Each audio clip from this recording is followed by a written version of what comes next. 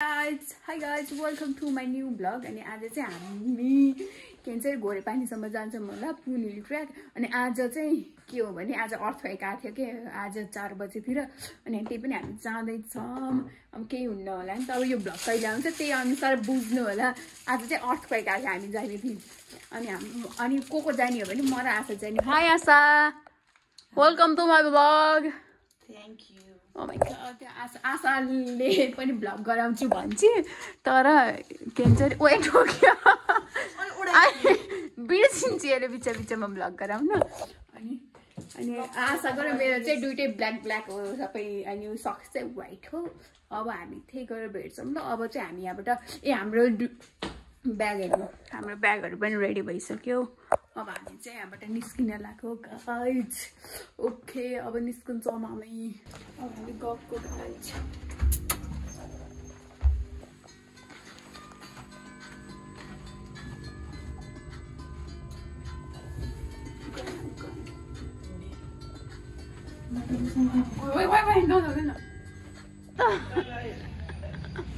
यहाँबाट निस्क्यौँ। यही हो क्या, यही हो। म अगाडि बस्छु भिडियो खिच्न। 5 जना लाग्छ अब घिनेको। कतिको एक्साइटेड छिस एकदम। यो त हिजो मेकअप पुस्दा नि झन् बोक्दै थियो कि यो त एक्साइटेडै थिएँ। म त्यही गर्न भेट्छु। टिकट चाहिँ 550 है एकजनाको। अनि म चाहिँ नम्बर राख्दैछु यहाँ, कन्ट्याक्ट नम्बर। हजुर सजिलो हुन्छ। अब 8 बजी आउँछ र अब राखेँ ल। कहाँ खान्छ हामी यही लोकल होटलमा आएको। हाम्रो आशा कति राम्रो भएछ, ग्लो गरी बलि धपक्क बोली।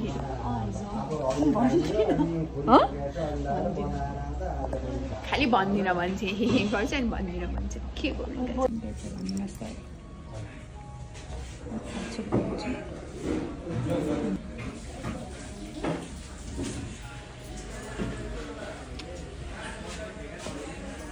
जनालाको यो गाडी हाम्रो गयौँ ल हामीहरू। खै सिट नम्बर कति थियो अरे हाम्रो? ओए कति ठुलो, म त जहाँ पनि पुन्टी हुन्छु यहाँ। हिँड्ने भनेपछि खानै पर्छ। म बामपुड्की भएर हाम्रो आशालाई चाहिँ हेरेको छ। हामी चाहिँ खाजा ल्याएर किने। ओए मोमो रे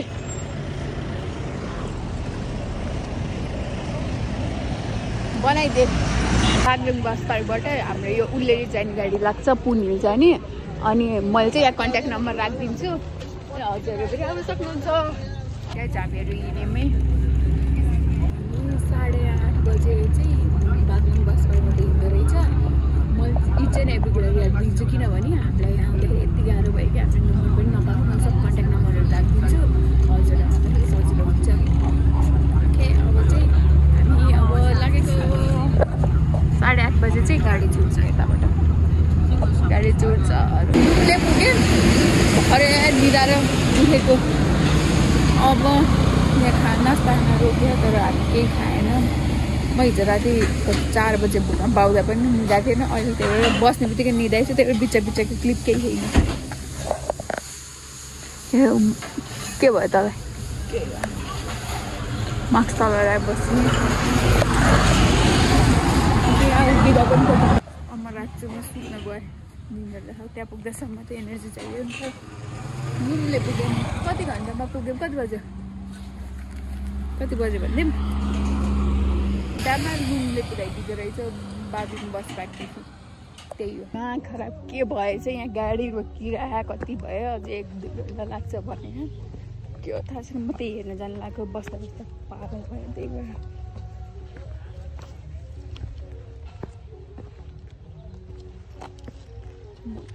आशा चाहिँ त्यही बसी गाडीमा। कहाँ हो र के भएको? के बो गुल्टी खा त? ए टिप्पर कहिले गुल्टेको हो र? छ्या यस्तो भएछ नि त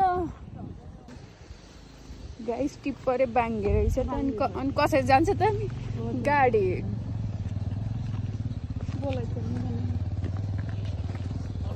यस्तो भयो कहिले फुल्छ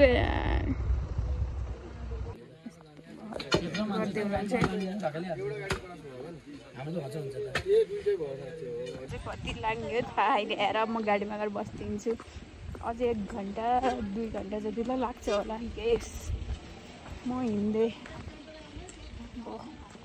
चल्दै गाह्रो छ अझै 2 घन्टा लाग्छ अब सुत्छु म कि भिडियो एडिट गर्छु अब म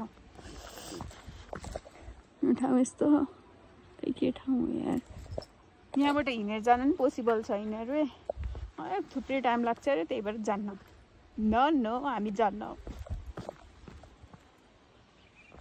आँछ त्यहाँ मजाले हेर्दै पछि चाहिँ सेसा भयो बिजोकै भयो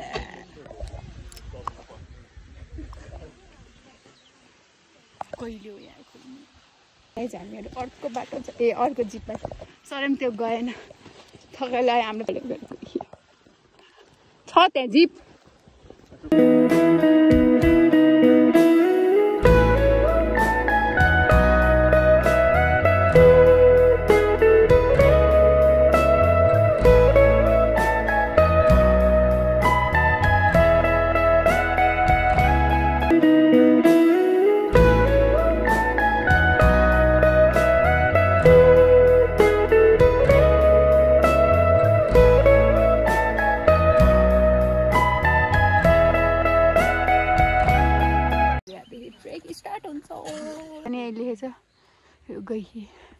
मलाई चाहिँ होइन सबभन्दा नमनपर्ने सिडी स्टार्ट भइसक्यो ट्रेकिङको फर्स्टदेखि चाहिँ आधा घन्टा भएन भइसक्यो पछाडि क्याप लाएर हिँड्ने थिएँ भइसक्यो कसरी पुग्ने हो अझै भर्याङ छ कति धेरै छ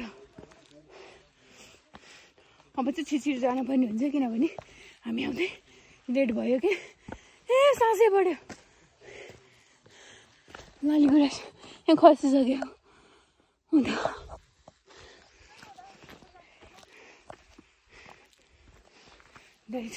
छिटो जानुपर्ने हुन्छ किनभने अँध्यारो भयो भने टेन्सन हुन्छ त्यही भएर हिँड्छ त्यो 3 पाइला हिँड्यो भने म 6 पाइला हिँड्नुपर्छ त्यस्तै भइरहेको त कहाँ पुगिसकेँ म चाहिँ एक्लै यहाँ बसिछु त्यही भएर लामो भएको फाइदा कति हुन्छ के गर्ने आफू स्याहार पढ्यो रेस देख्यो मजाले एकदम के धेरै फुलेको चाहिँ तल भन्दा यहाँ चाहिँ धेरै फुल्यो यो चाहिँ अलि धेरै फुलेको लालीगुराँस ल हाम्रो आशा टिपे नटिप्न हुन्न एक फेर टिपेको फुल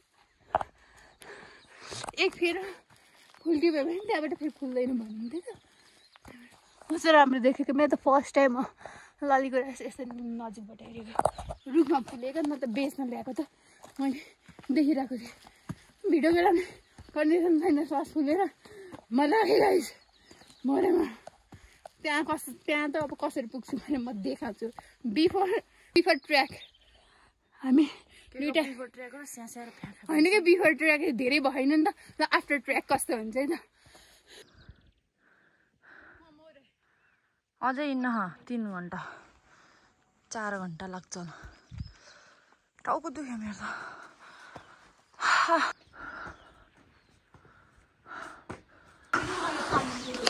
छोड्दै कपाल सपर गोली मार्थ्यो 1 घन्टा पनि भएन हिँडेको अझै 4 घन्टा लाग्छ होला 4 घन्टा कसरी हिँड्ने ल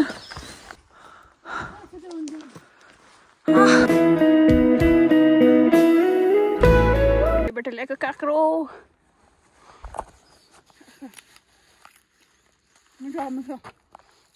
चाहिन्छ खाने अब यो खाँदै हिँड्छ यहाँ खाएर खाएर बस्न लाग्यो भने त बेड हुन्छ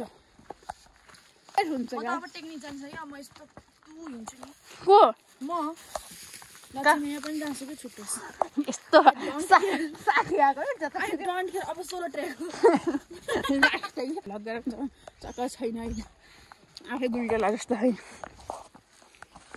हामी रङ बाटो आइरहेको जस्तो लागिरहेको थियो उनीहरू फर्केको पागल बेसी भयो ल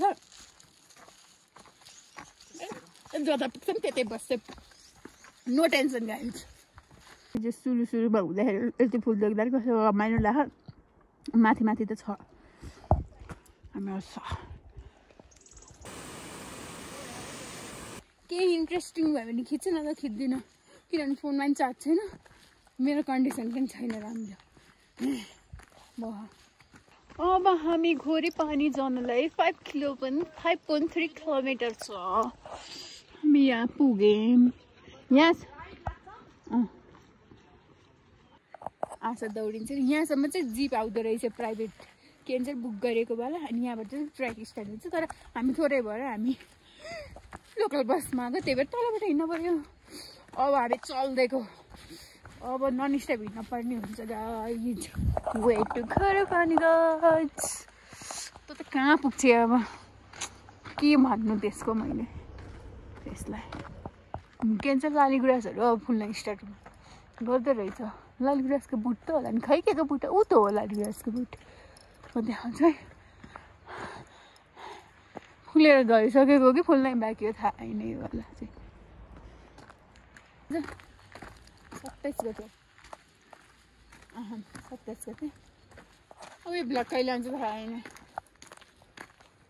त्यसले फेरि छिटो मात्रै कराइरहेछ कराउनु त ठिक हो फेरि साँझ भयो भने हामीलाई जो गाह्रो हुन्छ त्यही भएर छिटो हिँड्छु राख्छु म दौडे म हिँड्नु र त दौडिन यता म दौडिने र त हिँड्नु एउटै पर्छ साथी के हामी पुग्छौँ त पुग्छौँ 5 किलोमिटर 8 वर्षसम्म भयो नि पुग्छौँ हामी एक्लै भए पनि डरलाग्ने दुईजना एउटा चुडेल जस्तो छ एउटा भूत जस्तो केही दुइटै हमारा आई जङ्गले भाइ साहब हमारा बसेरै खाने म उठ्छु बसेर खानु लाग्यो भने त प्याज पोरो चाहिँ आफ्नै झोलामा राख्नु किन त पुग्यो होला यार पुग्यो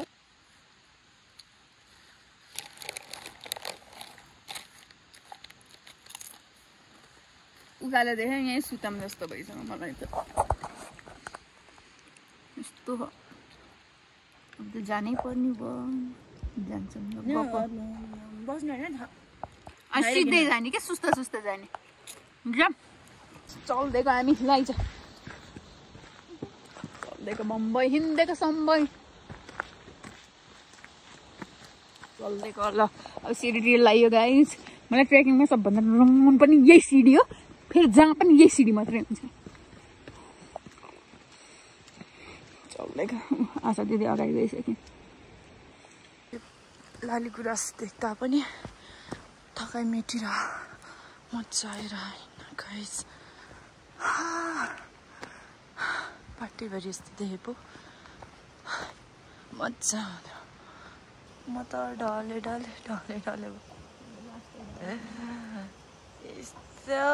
यस्तो मान्छे ट्रेकिङ भन्छ यार अब यहाँ 2 आवर अरूलाई चाहिँ अब हामीलाई चाहिँ 3.5 छ 3.5 छ हामीलाई कति लाग्ने थके लागिसक्यो हामी चल्दिएको यहाँसम्म गाडी आउँदो रहेछ हामीलाई थाहा भयो भन्दा बुक गरेर आउँथ्यौँ नि किन हिँड्थ्यौँ नि यस्तो दुःख गरिदियो लाग्ने लाग्यो कसैले भन्दैन नि यहाँसम्म आउँछ गाडी त्यत्रो हिँड्नै पर्थेन 3 घन्टाको लागि हो यही हेर्न आएको हामी देखेपछि ढले भइदियो कहिले पुगामलाई जस्तो भइसक्यो यहाँ पुगिन्छ काजु र बदामको पावर छ यहाँ 3:45 भयो यस्तो अँध्यारो हो यहाँ त मौसम नि चिसो अँध्यारो अझै यहाँ उज्यालो देखियो क्यामेरा 2 जना मात्रै अँध्यारो हो कि गाइस यतिको साथी चाहिँ पाउन पर्ने हुन्छ मेरो ब्याग पनि बोकेर लगिदिन्छु भन्न नसकेर हुनै सकेन त्यही भएर त्यसले ब्याग बोक्दै यतिको साथी चाहिँ आउनुपर्छ अब म चाहिँ भोरे पानीको गेटमा भिड चाहिँ स्यास्या भइसक्यो ढाड पनि दुखिभयो मेरो त के आयो गेट आयो त खुसी भएको आयो त्यही हो गेट घोरे पानीको आयो फाइनल्ली गेट आयो गेट देख्दा पनि कति खुसी लाग्यो त